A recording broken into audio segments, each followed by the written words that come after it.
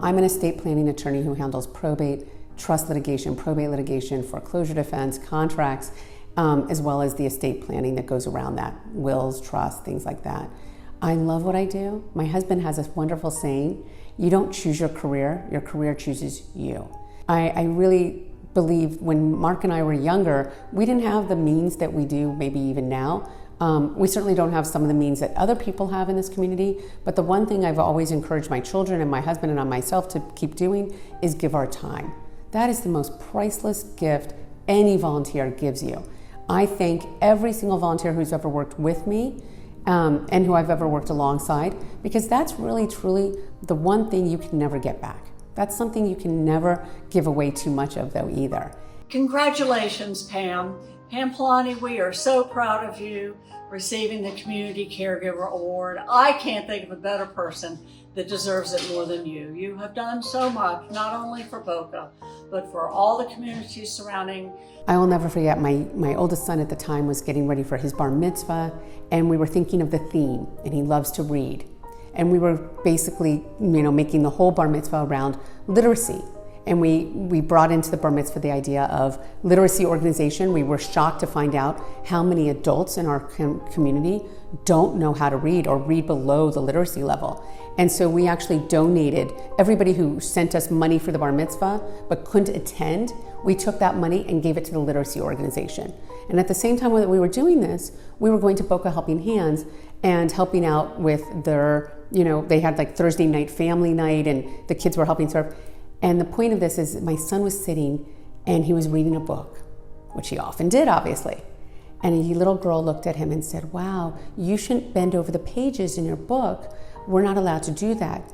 And he said, well, it's my book. I can do what I want. She said, oh, it's not from the library? He said, no, this is my book.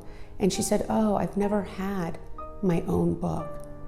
And, everybody knows me through my advocacy with Alzheimer's, Parkinson's, and dementia. But that is a memory of mine, because that's when I saw my son have a moment where he understood why we were there. And it's important that I attend events, but if I inspire others, whether it be my children or anyone else, that to me is the whole purpose of volunteering, is so that we show strength in our unity. I want to give a huge shout out to my amazing friend Pam for being honored at the American Association of Caregiving Youth Brunch. Your dedication, kindness, and unwavering support for young caregivers truly makes the world a better place. This recognition is so well deserved, and I'm beyond proud of all the incredible work you do to uplift and inspire others.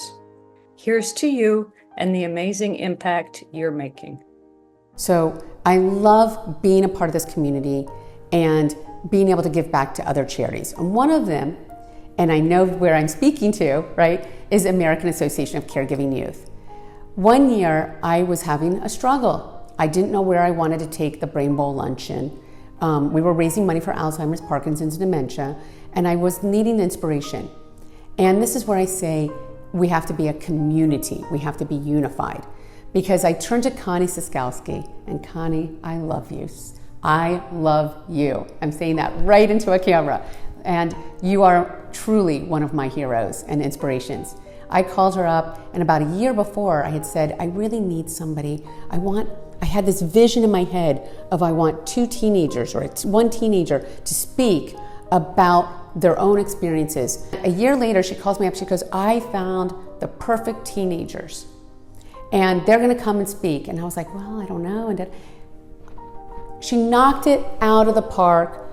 There wasn't a dry eye in that room with 1,500 people sitting there listening to these two young men talk about how when their mom's mother, their grandmother, came to live with them and what that did to their family dynamic. Because this is not about saving me or you from having dementia. It's about our children and what they're gonna go through if they have to deal with this. And that's something that really motivates me on a whole different level. If we can't help our children, why are we here? What are we doing? And everybody in this room should understand that. And I thank Connie truly, for letting me be here and speaking about that. You're the best.